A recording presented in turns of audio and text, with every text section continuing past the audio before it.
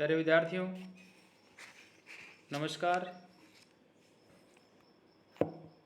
आप सभी का इस ई क्लास में हार्दिक अभिनंदन है, स्वागत है। सबसे पहले तो मैं सभी से ये आह्वान करूँगा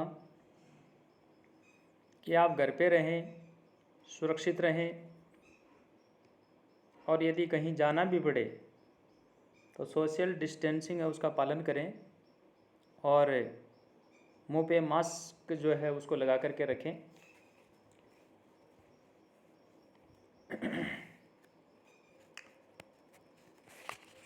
आज हम मनुस्मृति जो है उसका द्वितीय जो अध्याय है उसका अध्ययन करने जा रहे हैं और इसमें 18 नंबर तक के जो पद्य हैं ये हम पहले पढ़ चुके हैं। आज हम 19वां जो पद्य है उसका अध्ययन करेंगे।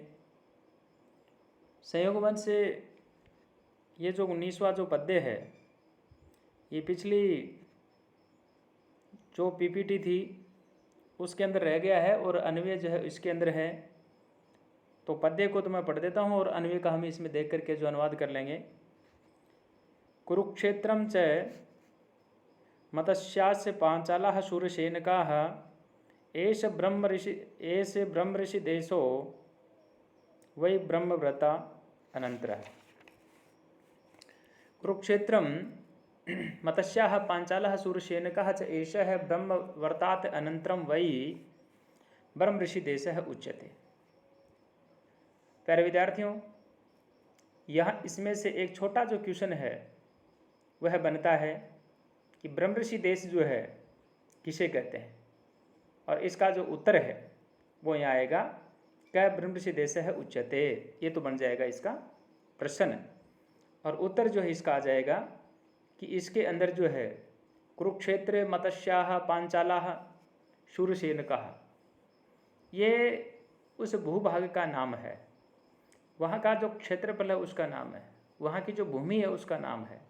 कुरुक्षेत्र है, मत्स्याः यानी मत्स्य जो क्षेत्र जैसे अलवर वाला जो बेल्ट है इसको, पांचालाः शूरसेन है।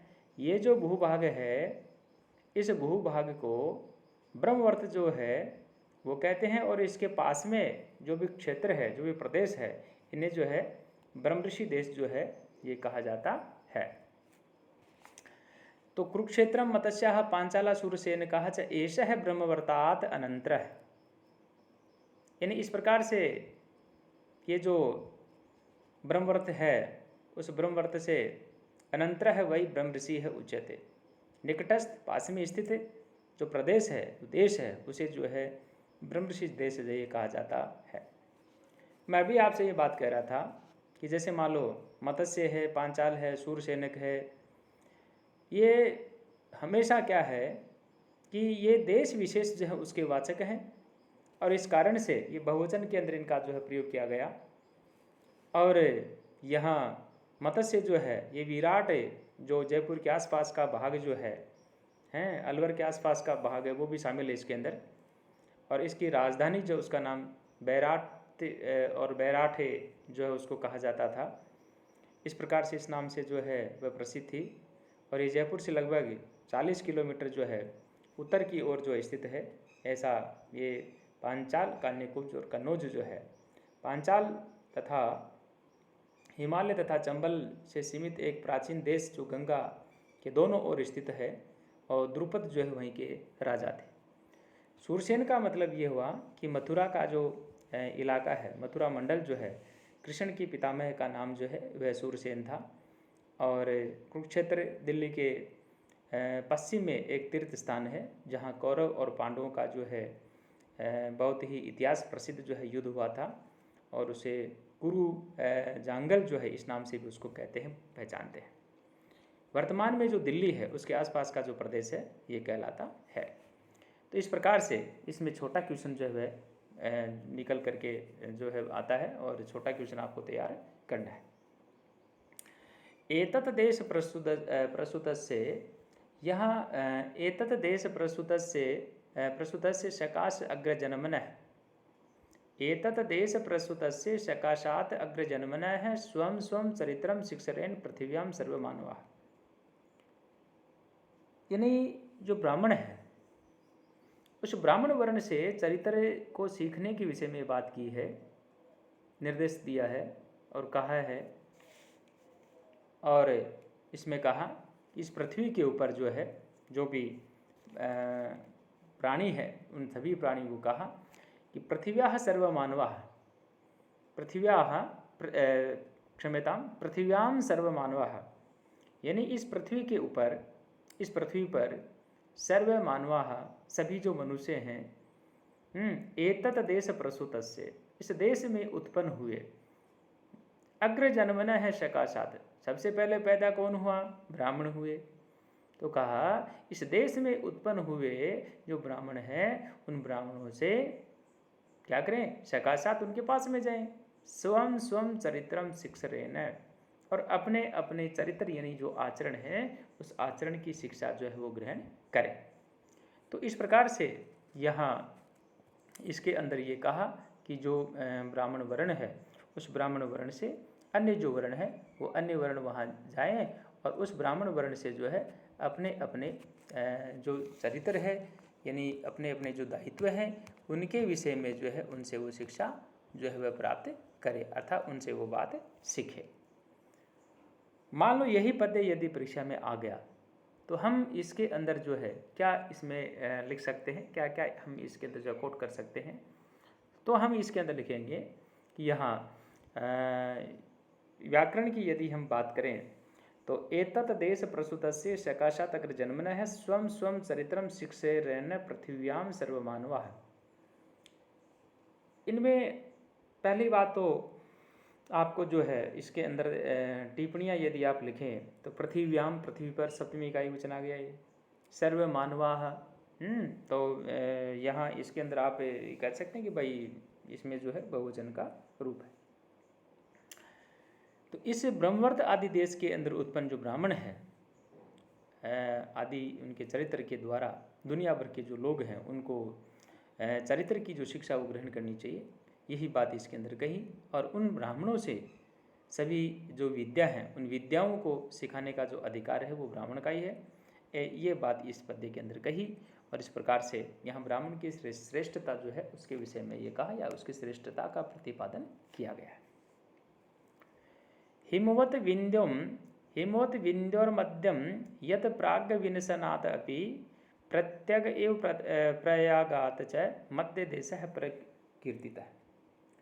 प्यारे विद्यार्थियों, यहाँ पर भी एक छोटा क्वेश्चन जो है वह बनता है कि मध्य देश जो है किसे कहते हैं।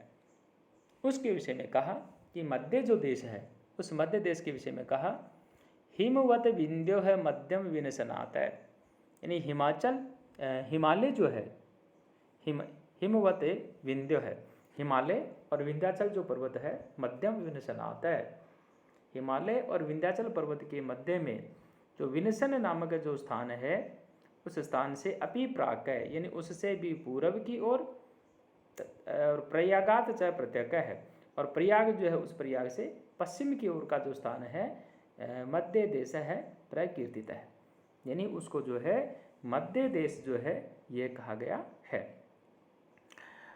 क्वेश्चन यहाँ पर ये बन सकता है, प्रश्न यहाँ पर ये बन सकता है कि मध्य देश जो है किसे कहते हैं। तो हम इसका उत्तर इस प्रकार से दें कि जो आपका हिमालय जो है वह है और विंध्याचल जो पर्वत है उनके मध्य में विनशन नामक जो स्थान है उससे पूर्व की ओर तथा प्रयाग से पश्चिम की ओर का जो स्थान है वह मध्य देश जो है कहा गया है। ये प्रश्न हम हल कर लिया। उसके बाद में अब आगे जो पद्य आ रहा है आसमुद्रात तो वही पूर्वात आसमुद्रात पश्चिमात तयोर एव अंतरम गिरियोर आर्यव्रतम विदुर बुद्धा। यानी यहाँ जो आर्यव्रत है उसके विषय में कहा कि आर्यव्रत जो है वो किसे कहते हैं। ये यहाँ इसमें भी एक छोटा क्वेश्चन बनता है। यहाँ आर्यवर्त देश है उसके क्षेत्र के विषय में कहा और कहा पूर्वात समुद्रात तु पश्चिमात समुद्रात तु, यानी पूर्व समुद्र से लेकर के पश्चिम समुद्र पर्यंत तु तयोः गिरियोः, और ये दोनों यानी हिमालय और विंध्याचल जो पर्वत है, पर्वत है, एवं अनंतरम देशम बुद्धाः आर्यव्रतम विदुः, यानी उन पर्वतों के मध्य के जो स्थान है उस स्थान को विद्वान लोग जो है आर्यव्रत कहते हैं। तो इस प्रकार से जो आर्यव्रत देश है उस आर्यव्रत की देश के विषय में हमारे को जो है ये जानकारी रखनी है। और वही जो हम व्याकरण की जो बात कर रहे हैं कि व्याकरणात्मक जो टिप्पणियाँ हैं वो हमारे को इसके अंदर भी जो है लिखनी चाहिए। अब 23वां जो पद्य है उस 23वें पद्य के अंदर आया और इस 23वें पद्य में कहा क्या कि कृष्ण सारस्तु चरति मृगो यत्र स्वभावतः स ज्ञेयो यज्ञो देशो म्लेच्छ देशस तत्वतः। बहुत इसमें सारगर्भित बात कही और कहा क्या यत्र तु कृष्ण सार मृग स्वभावतः चरति, यानी जिस देश में जो काली हिरण है, जो कृष्ण सार नामक जो मृग है, स्वभावतः चरति, जो अपनी इच्छा से विचरण करता है, अपनी इच्छा से जो घूमता है, स देश है यज्ञ ज्ञेय है, वह देश जो है वह देश यज्ञ के योग्य है। अतः पर है, इसके अतिरिक्त जो है म्लेच्छ देश है, इसके अतिरिक्त जो भी स्थान है वो म्लेच्छ देश कहलाता है।